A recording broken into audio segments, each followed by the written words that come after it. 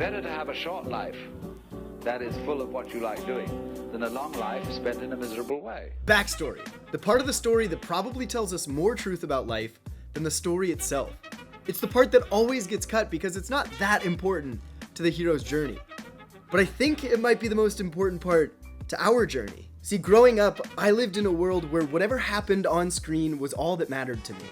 I lived my life according to the people I looked up to in the movies I loved. So whatever backstory that happened before the inciting incident was irrelevant to me. All I cared about was being the chosen one. But one thing I didn't understand was that each and every one of those people I looked up to had a backstory filled with years and years of putting in the work, of stepping into the arena. And from what I could tell, my backstory was filled with years and years of avoiding that work. I think my backstory began when I was 11 and I saw this scene from Ratatouille for the first time. Seeing Remy engulfed in his passion, in that one thing he can't not do, that floored me. All I could think was, I want that. That 2-minute scene revealed to me this fire in my heart that burned for those moments of raw, meaningful engagement. I wanted that feeling where the entire world disappears and it's just me doing that one thing I'm put on this earth to do. So as I watched Remy, I said two things to myself. The first was that if I want to be like Remy, I have to have a thing. Remy's got cooking, Mozart's got piano, what have I got? And second was that if I'm truly meant to do that thing, I should be naturally gifted at it, just like they are. Woo! Whoa! Look at that! This kid's a natural. I'm speechless, Christofferson. And I know that sounds outlandish, but without checking into these heroes' backstories, it seems like most of them are born with their gifts. So why should I be any exception? I got caught up on this line. You have a gift. And not this one. I've been down here 1,000,000 times. But I think the most belittling side effect to this way of thinking was that it got me to believe that I should just be on Remy's level right out of the gate. So after cooking for a couple of months and seeing that I wasn't crushing it like he was, I felt like I wasn't cut out for it. So I gave up and moved on. I assumed I didn't have that secret sauce when it came to cooking, and that sucked. It felt like a thin layer of doubt had been thrown over that light within me, and that flame became a little less visible. But as a kid, I was resilient. I still had this voice in my head that said, you've got to have something, go out and find it. So I pursued whatever kindled that flame, gravitating towards anything that sparked curiosity within me. For years, I passion hopped, bouncing from one creative endeavor to the next. And I was fired up about every single one of them. For a year, it was skateboarding overlapped with 6 months of magic and then 2 years of breakdancing and drums and poetry and juggling and fashion, you name it. But in every one of them, just like I had in cooking, I'd hit the point where my natural talent had taken me as far as it could. And when I collided with that brick wall called hard work, instead of pushing through, I backed off. And I deflected my failure onto this narrative that said, my passion will come naturally if it's meant to be. If this were my one true thing, I wouldn't get discouraged. I wouldn't even consider backing off. Because the next Charlie Parker would never be discouraged. So time and time again, I assumed that this exciting thing just wasn't my exciting thing. And after 10 years of reinforcing that story, enough layers of that self-doubt had been thrown over that light within me, and I could hardly see it anymore. It actually got to the point where I'd almost stopped chasing that heart on fire feeling altogether. And that voice of go find it was overtaken by, I don't think I have it. So when I moved back home after college and I no longer had anything I was fired up on, I stalled out.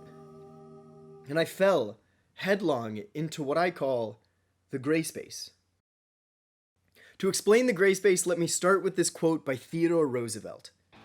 It is not the critic who counts, not the man who points out how the strong man stumbled or where the doer of deeds could have done better. The credit belongs to the man who is actually in the arena, whose face is marred by dust and sweat and blood, who strives valiantly, who errs and comes up short again and again. The man who knows the great enthusiasms and the great devotions, who knows himself in a worthy cause, who, at the best, in the end, knows the triumph of high achievement, and who, at the worst, if he fails, at least fails while daring greatly. so that his place shall never be with those cold and timid souls who know neither victory nor defeat. That line at the end, the place with those souls who know neither victory nor defeat, I think that's Teddy describing the gray space. To me, it's this limbo where I'm only kind of working. I'm not in total focused creative work mode, nor am I really relaxing. In screenwriting terms, the gray space is called acceptable imperfection. It's this willingness to sacrifice the possibility of who I could be for the comfortable existence of who I am now. Basically, it's settling. It's stasis, and over time, in this hazy, aimless state, I lost sight of who I was and what I believed. Now I know that sounds heavy, and in a way it is, but the tricky thing about the gray space is that it doesn't look heavy. It doesn't look like your stereotypical dark night of the soul moment. It's this fog that slowly envelops your entire world. In the gray space, pretty much everything in your life could continue on exactly as it is, and life would be fine. So noticing that you're in it can be really tough.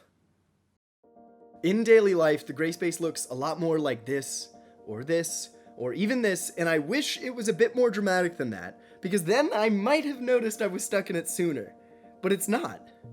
My gray space involves spending all day on the couch watching clickbait YouTube videos that I don't give a shit about, while my mind ping-pongs between these two exhausting and paralyzing activities.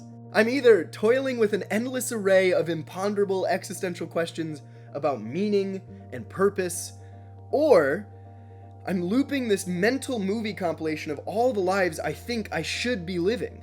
And the wild thing about this compilation is that every storyline within it somehow hits this sweet spot right between plausible enough to keep me interested, and yet not plausible enough for me to think I could do anything to make it a reality. In the big picture, I think the thing to remember about the gray space is that it's designed to keep us from doing the work we know we need to be doing. Its aim is to keep us comfortable, to keep us from stepping into that arena. And what you're about to see is the work I was running from. And it all starts with paying attention. Per Jordan Peterson's advice, I started to watch myself, as if I was someone I knew nothing about. I wanted to see who I was and how I acted. See when you're where you should be psychologically, and see when you're not. And I noticed that when I was around others, this caricature of myself took over.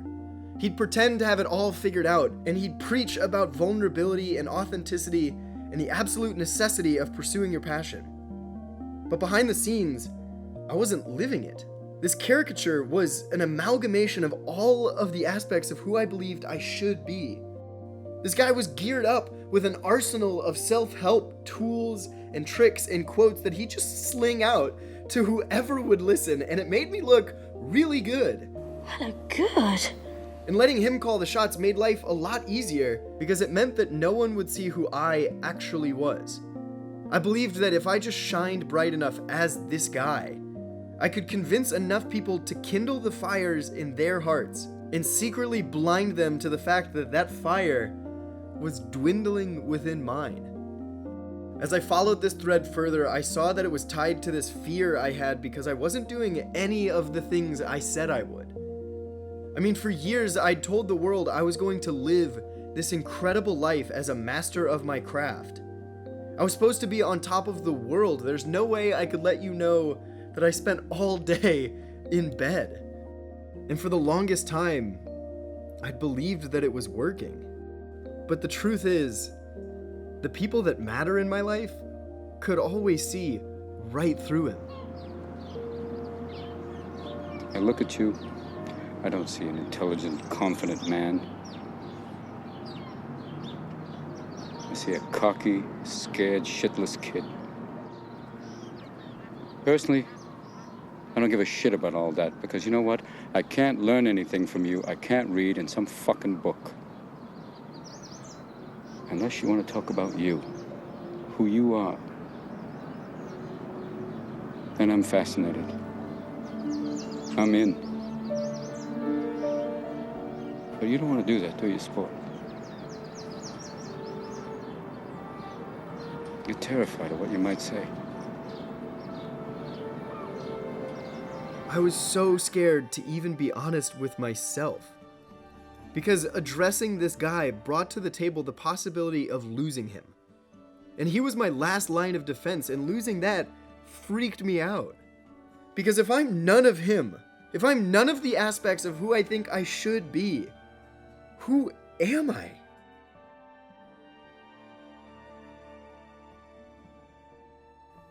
Months of deliberating went by until one day, in a fit of genuine rage, I sat down and wrote about it.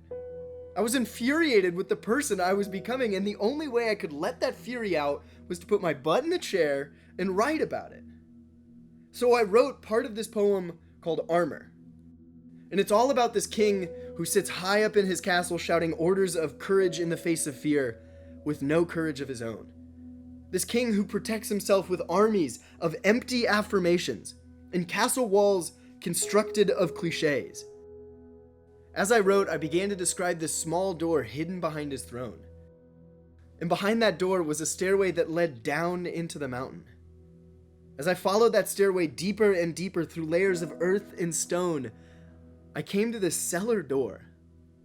And as I opened the door and stepped into that cold, dark stone prison, I spotted this weak, frail man curled up and cowering in the center of the room.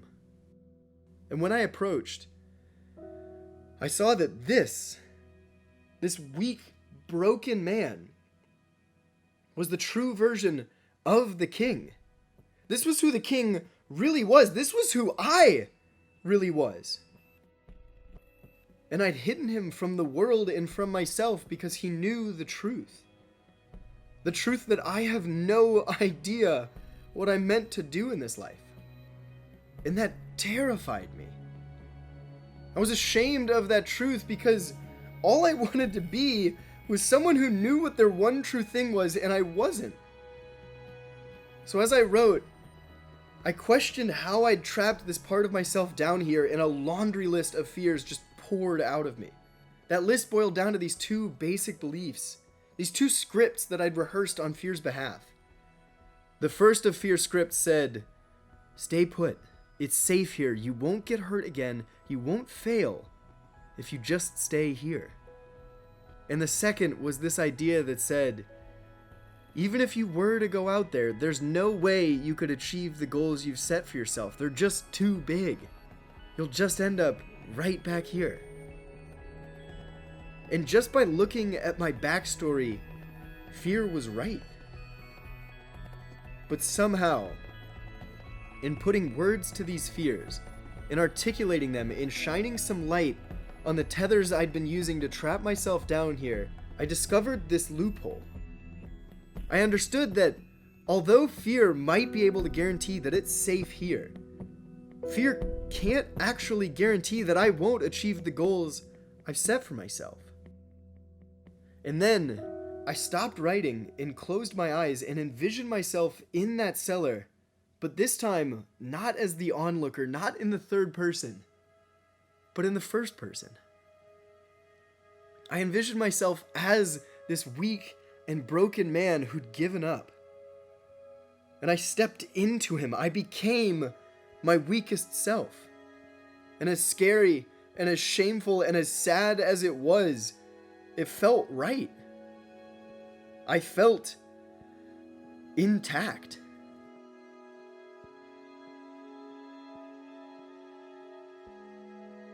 And the weird thing is that by stepping into and accepting this uncertainty, it was as if I'd unlocked 3 potential options, 3 possible pathways to choose from.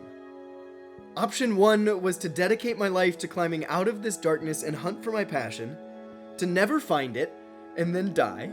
Option 2 was to dedicate my life to climbing out of this darkness, hunt for my passion, find it, do it, and then die.